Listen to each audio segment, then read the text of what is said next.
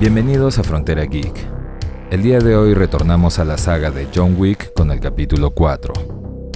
¿Es tan buena película como dicen? ¿Es un digno final para John Wick?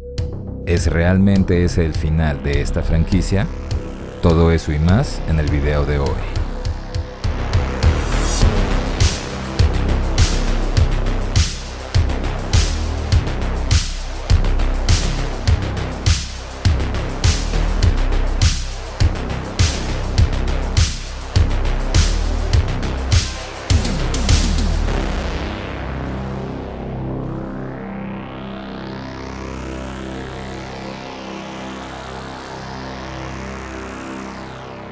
Antes de comenzar, enviamos un agradecimiento especial a nuestros Patreons y a los miembros del canal por su apoyo y fe en el proyecto de Frontera Geek. Muchas gracias, amigos.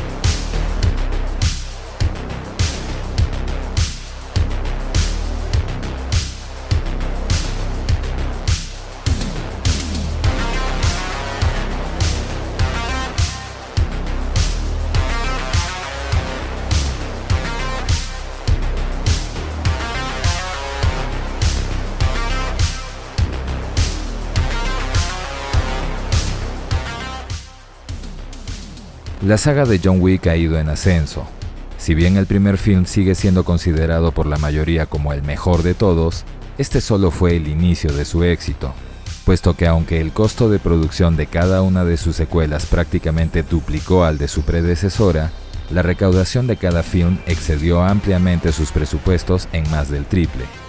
Sumando esto a la altísima aceptación del público, lo que en principio pareció ser concebido como un solo film se convirtió en una de las más exitosas sagas del cine contemporáneo, siendo capaz de competir con la enorme, saturada y para algunos ya en decadencia industria de los superhéroes. La saga ha contado con varias estrellas de gran renombre, muchas de las cuales, exceptuando a aquellos numerosos personajes que John Wick ha enviado a la tumba, se mantuvieron a lo largo de todas o casi todas las películas. Ian McShane en el papel de Winston, Lawrence Fishburne en el de El Rey de las Calles, el lamentablemente fallecido Lance Reddick como el flemático Charon, y obviamente el protagonista de la franquicia, Keanu Reeves. En esta cuarta entrega, además, se le suman varias otras figuras, algunas conocidas y otras nuevas.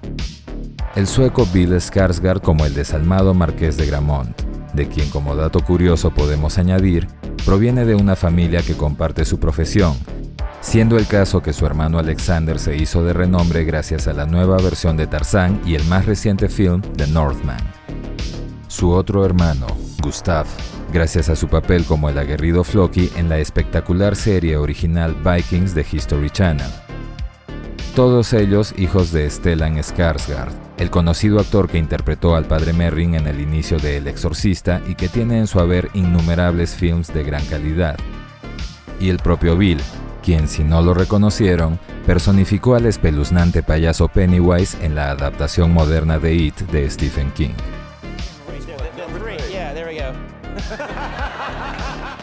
El actor chino Donnie Yen como Kane, el letal asesino que alguna vez fue amigo de John y que es enviado a acabar con él para obtener un trato en favor de su familia.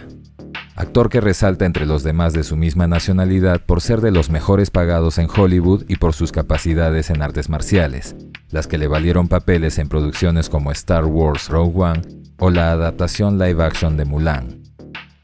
Hiroyuki Sanada, actor de origen japonés que, habiendo tenido una enorme cantidad de trabajos en el cine de su país, recién hizo el gran salto a Hollywood en el 2003, con El Último Samurái junto a Tom Cruise y su compatriota Ken Watanabe, y desde entonces abriéndose camino con papeles pequeños hasta llegar a roles mucho más grandes como el de Bullet Train con Brad Pitt, Life junto a Ryan Reynolds, o 47 Ronin, donde también trabajó junto a Keanu Reeves. Dentro de los menos conocidos tenemos a Scott Adkins, actor y artista marcial británico que tras innumerables papeles secundarios o como extra, logró hacerse conocido al participar en la saga Undisputed, que fuera iniciada con Wesley Snipes y en cuyas secuelas interpreta al luchador Yuri Boyka, personaje con el que mejor demuestra su gran entrenamiento y habilidades para las artes marciales, las mismas que en John Wick capítulo 4 también exhibe, Increíblemente, bajo el gran trabajo de maquillaje que lo transformó en el villano Killa, con el cual también mostró una capacidad actoral muy destacable. Proveniente de aquella misma saga de luchadores tenemos al actor chileno Marcos Aror, quien en la tercera entrega de Undisputed antagonizó con el Yuri Boyka de Scott Adkins. También se unió Clancy Brown, voz del Lex Luthor de las mejores series animadas de DC y el iracundo instructor militar en Starship Troopers, entre varios más. Natalia Tena, quien ha pasado de ser maestra de Hogwarts en la saga de Harry Potter a una de los salvajes más allá del muro en Game of Thrones, y muchos otros personajes más. Shamier Anderson como el rastreador Mr. Nobody, joven actor canadiense conocido por su participación en algunas series como Invasion, y cuyo gran salto a la pantalla grande ha sido precisamente en John Wick capítulo 4. Y finalmente, Rina Sawayama, modelo y cantante japonesa cuyo segundo trabajo de actuación es en John Wick interpretando a Akira, personaje que en el futuro posiblemente sea muy importante. Tal como en las anteriores, la película también ha sido dirigida por Chad Stahelski, de quien ya hablamos en nuestros videos anteriores junto a los varios otros actores que han desfilado junto a Keanu en los primeros films. La cinta inicia en los oscuros dominios del Bowery King o Rey de las Calles, donde el ya recuperado John Wick se entrena para regresar al mundo y llevar a cabo su venganza contra la organización que lo forzó a renunciar a su libertad, The High Table, la Mesa Suprema. Ya recuperado, John regresa a las dunas marroquíes en busca del Elder para recuperar el anillo que entregó como muestra de servidumbre a la organización. El nuevo Elder, sin embargo, además de decirle que su anillo ya no existía, le pone en claro que su asesinato no significaría nada, puesto que así como él reemplazó al Elder que John conoció, otro ascendería en su lugar. En este punto, John parece darse cuenta de que la batalla que estaba librando era imposible de ganar. No había forma de que elimine a la organización completa, pero pese a eso, decide ejecutarlo. Esa gran ofensa contra la organización provoca que todos los miembros de la Mesa Suprema voten en favor de darle el poder y recursos ilimitados a un solo individuo que termine con el problema que John representaba, el Marqués de Gramont. Su primer acto es la destrucción del Hotel Continental de Nueva York, y como castigo a Winston, su administrador, por ser parte de la serie de acontecimientos que desataron a John, también asesina a su mano derecha y amigo, Charon. Acto seguido, el marqués recluta en su operación a Kane, un asesino chino que pese a considerarse amigo de John Wick, se ve obligado a aceptar la misión de matarlo a cambio de la seguridad de su hija, puesto que de no hacerlo sería ella quien se convierte en víctima de la organización.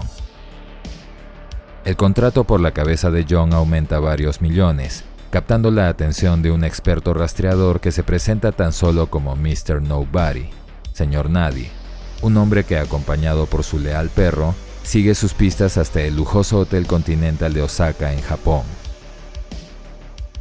Con cada entrega de John Wick, los increíbles y sofisticados lujos, los elegantes entornos en los que la organización opera, el amor y preferencia por todo lo clásico y el aspecto y visuales estilo cyberpunk adoptado por la saga se acentúan cada vez más.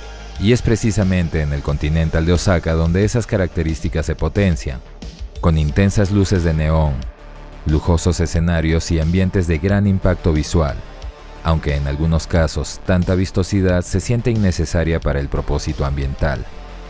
Claro que esto también puede ser por enfoques culturales. Es en ese hotel donde se revela que John estaba siendo alojado por el administrador, su amigo Koji Shimazu, quien por lealtad y honor oculta al excomunicado John pese a los riesgos que eso implicaba para él y su personal, incluyendo a su propia hija. No mucho después, los agentes del marqués se presentan en el hotel por sospechas de que Wick estaba siendo ayudado por su personal. Koji recibe a la comitiva de la Mesa Suprema, pero es ante su negativa a permitirles ingresar armados que se desata una batalla entre ambas fuerzas. Los diversos escenarios y las coreografías de esa primera escena de lucha son impresionantes, más aún cuando es el turno de Kane para mostrar sus habilidades, las cuales, aún siendo ciego, son superiores a las de todos y cada uno de los hombres, e incluso grupos de atacantes que enfrenta. Una especie de Daredevil, el superhéroe de Marvel Comics.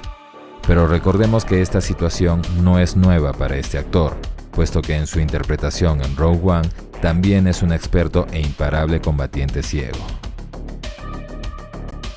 Es al enfrentarse a John que Kane encuentra un rival a su nivel, teniendo una impresionante pelea que es finalmente interrumpida por Mr. Nobody, quien buscando sacar el máximo provecho del creciente contrato por la cabeza de Wick, lo salva y le permite escapar, más de una vez. La batalla en el hotel conduce a que el ya herido Koji enfrente a Kane, quien aún habiéndole otorgado la oportunidad de vivir, termina asesinándolo ante su negativa a aceptar su derrota. Su hija Akira atestigua la muerte de su padre y en silencio jura tomar su venganza contra el asesino.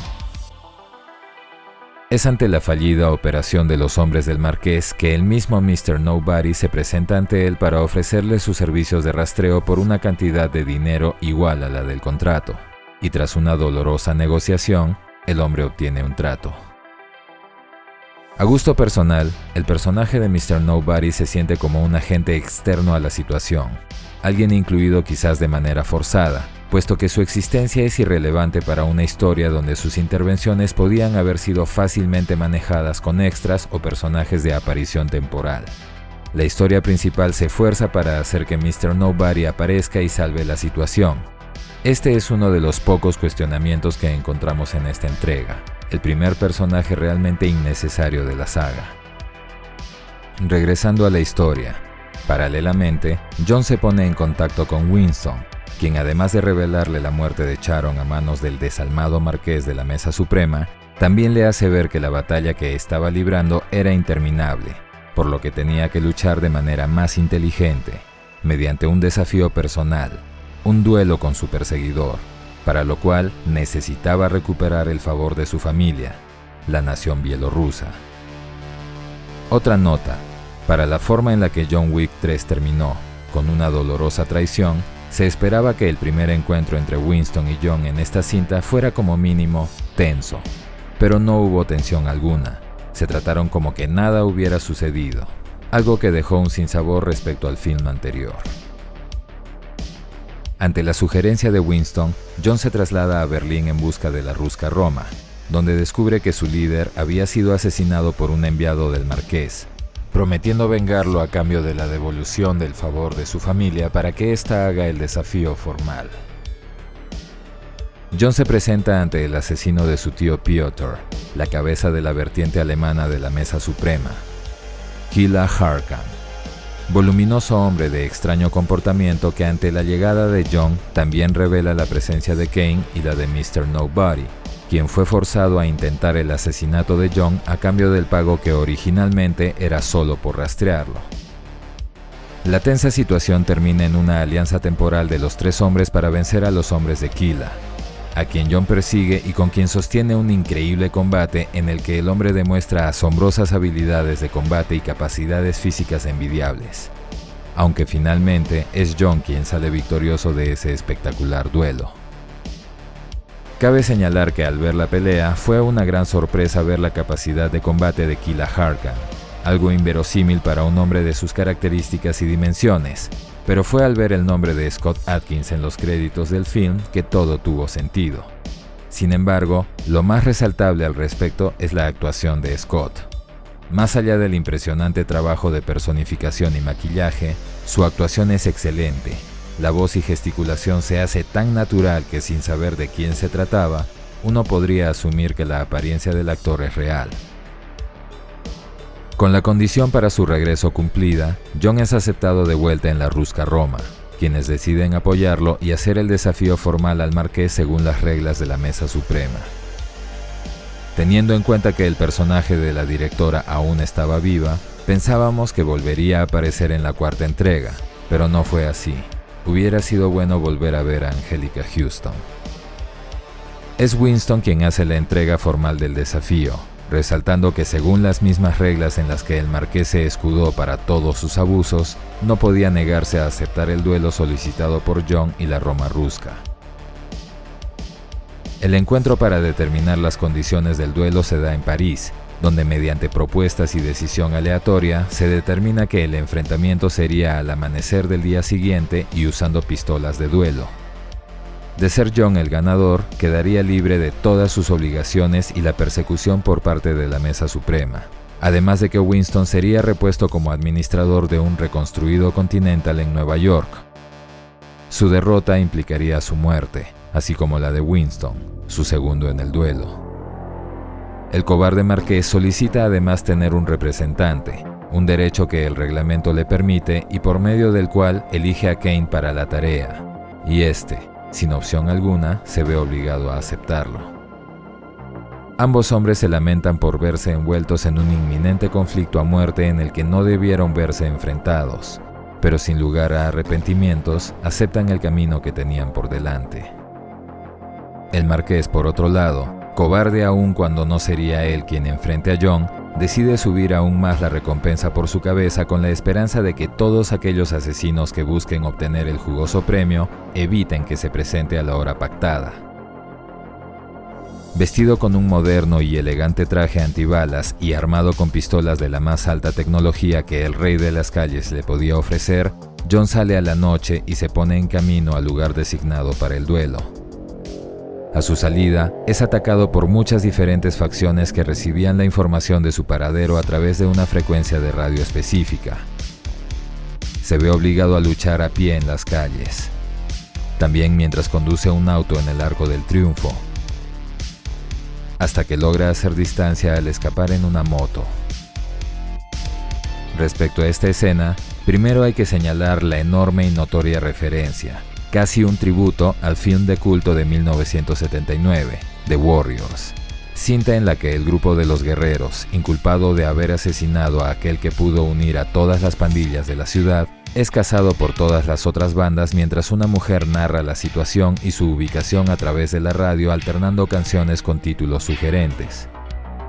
En John Wick, además de las evidentes referencias visuales, usan exactamente la misma canción, Nowhere to Run, original de Arnold McCuller, pero en este caso el cover hecho por Lola Colette. Una gran referencia o tributo a una gran película. Por otro lado, en dicha escena, la cantidad de castigo que John recibe va mucho más allá de lo que un ser humano puede soportar. Sin contar otros golpes o balas recibidas pero detenidas por el traje, John es atropellado hasta 4 veces, levantándose cada vez sin ningún daño incapacitante. Su resistencia es incluso más exagerada que en la entrega anterior. Casi acorralado en un edificio, John enfrenta y elimina a varios de sus perseguidores mientras Mr. Nobody hace lo propio buscando hacerse con la enorme recompensa.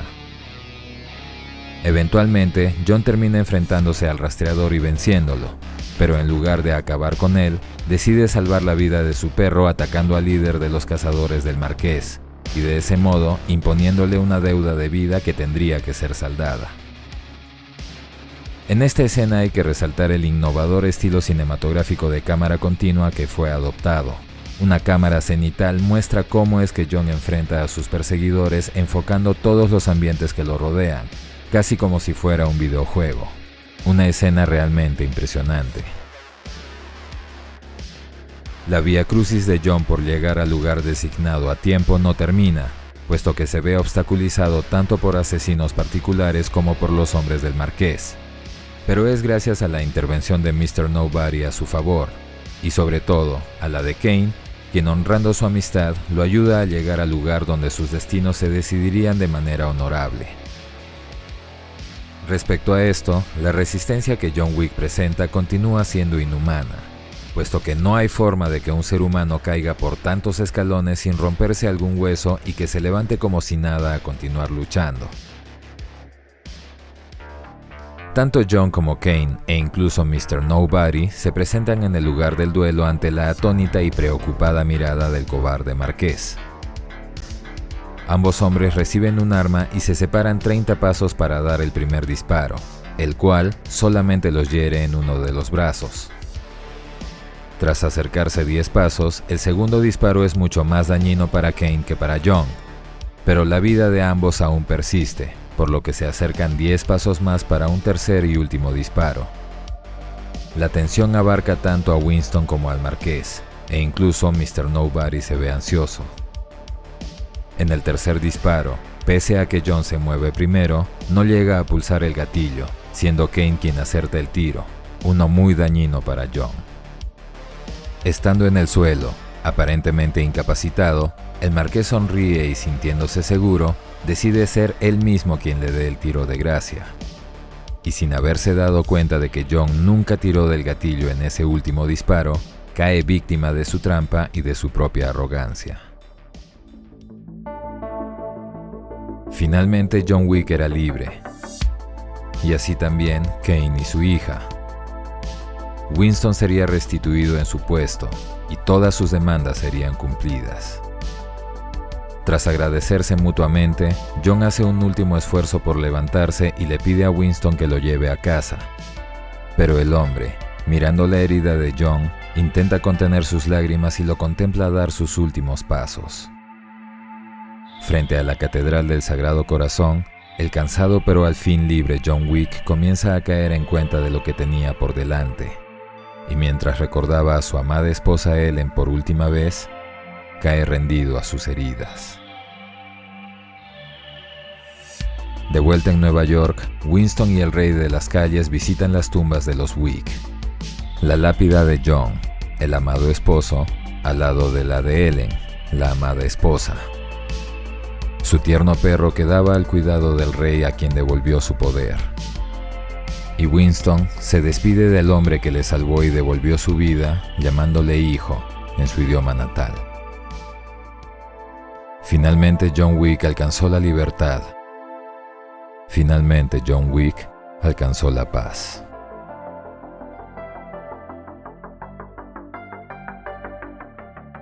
Ese último acto es sin duda muy intenso.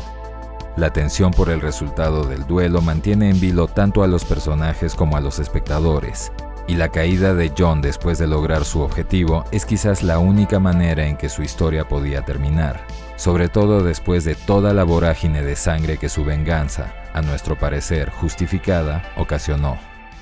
Un final sentido pero muy adecuado para un personaje que, pese a encarnar a un avatar de venganza y de violencia, se ganó la simpatía y admiración del público por la naturaleza de su cruzada, la que empezó como venganza por la pérdida de un lazo afectivo que le fue arrebatado y terminó con la búsqueda de la libertad que alguna vez quiso compartir con su amada esposa.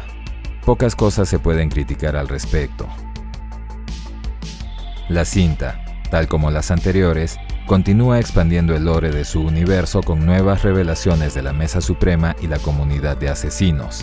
La trama no se fundamenta en nada que ya se haya visto, ni siquiera en los mismos personajes y villanos. Y respecto a eso, algo que es sin duda cuestionable es la increíble capacidad de Kane para librar un duelo de disparos aún siendo ciego. Que pueda luchar cuerpo a cuerpo gracias al desarrollo de su sentido del oído es algo aceptable, pero que pueda atinar un disparo a alguien que se encuentra a 30 pasos de distancia es ya demasiado inverosímil. Por otro lado, hay que señalar que un detalle casi imperceptible justifica la aparente incapacidad de John, un experto tirador y pistolero, para ganar el duelo desde el primer momento. Después de que Kane lo ayuda a llegar hasta la catedral, este le hace ver que tiene una deuda con él, por lo que usa su espada para atravesar la mano derecha de John. Es por eso que al momento del duelo, este se ve obligado a usar su mano izquierda, con la cual no tenía la misma infalible puntería. Como ya dijimos antes, la inclusión de Mr. Nobody se siente un poco forzada, y es que su participación en la trama bien podría haberse evitado con cambios mínimos de guión. Pero lo que sí es importante señalar al respecto es que su personaje al final se convierte en un guiño que permite traer de vuelta uno de los aspectos que hicieron célebre a John Wick: el cuidado y amor a los animales, específicamente a los perros. No solo del rastreador como dueño, sino del mismo John, quien decide salvar al perro de su enemigo en lugar de acabar con él. Tenemos que decir que lamentamos que ni Sofía, el personaje de Halle Berry, ni la directora, el de Anjelica Huston, hayan vuelto a aparecer para cerrar su participación en la saga. Pero lo que es aún más lamentable es que el inconfundible Sharon, personaje infaltable en cada una de las películas e incluso en el cómic precuela de John Wick, sí lo haya hecho de manera trágica, hasta en la vida real. Lance Reddick, actor que encarnó a Sharon durante todas las películas de la franquicia, falleció a los 60 años por causas naturales. Es por eso que en entrevistas, Keanu señala que el último film es dedicado a la memoria de quien en vida fuera, más que su compañero, su amigo, Lance Reddick. En los aspectos técnicos hay mucho para resaltar y muy poco que criticar. La estética, los visuales y la fotografía del film son, como ya comentamos antes, espectaculares. Y aunque a veces quizás se sienta un poco exagerado, no es algo que pueda considerarse como un fallo, solo un tema de gustos. Las coreografías de lucha son excelentes. La inclusión de artes marciales más allá de las que el mismo John dominaba refrescan la acción a la que estamos acostumbrados, e incluso es el mismo Keanu quien hace gala de nuevas habilidades adquiridas. Lo que sí no tiene un solo punto en contra es su soundtrack, y es que además de las nuevas composiciones de Tyler Bates y el equipo de artistas responsables de la musicalización del primer film, también tenemos de vuelta las más representativas pistas de la primera película, acompañando las escenas de acción tan magistralmente como lo hicieran en el capítulo 1. ¿Qué viene ahora? Pues la cinta tiene una escena postcréditos donde vemos a Akira dispuesta a vengar a su padre asesinando a Kane. Un encuentro que tendrá que definirse en alguna de las producciones spin-off de la franquicia. Y entre esas tenemos a Ballerina, protagonizada por Ana de Armas y cuyo personaje se llamará Rooney, una de las jóvenes bailarinas entrenadas por la Roma Rusca y que estará en busca de vengar la muerte de su familia. Dicha cinta tomará lugar entre los eventos del tercer y cuarto film de John Wick, y tal como vimos en el tráiler, volveremos a tener a Baba Yaga en la gran pantalla. Y también se produjo y estrenó la miniserie de 3 episodios The Continental, en la que se narra el cómo Winston Scott llegó a ser el administrador del lujoso Hotel Continental de Nueva York durante la década de los 70. Como conclusión, este capítulo 4 es un cierre épico y hasta poético para la violenta vida de John Wick, obteniendo real paz por primera vez. Pero, aparentemente, no es el final de su historia. En la película vemos a John caer rendido, herido y cansado. De ahí solo vemos su lápida, nunca lo vemos ser enterrado. Y según algunas fuentes, una quinta entrega cinematográfica protagonizada por Keanu Reeves estaría siendo trabajada. Al parecer, la saga de John Wick aún tiene mucho que ofrecer. Lo veremos en el tiempo. Esperamos que esta reseña les haya gustado. Déjennos su like, compartan el video, suscríbanse activando la campanita y recuerden que pueden hacerse miembros del canal o de nuestro Patreon y así ayudarnos a traerles mucho más contenido como este. Soy Dexeo, gracias por el apoyo y preferencia. Hasta la próxima.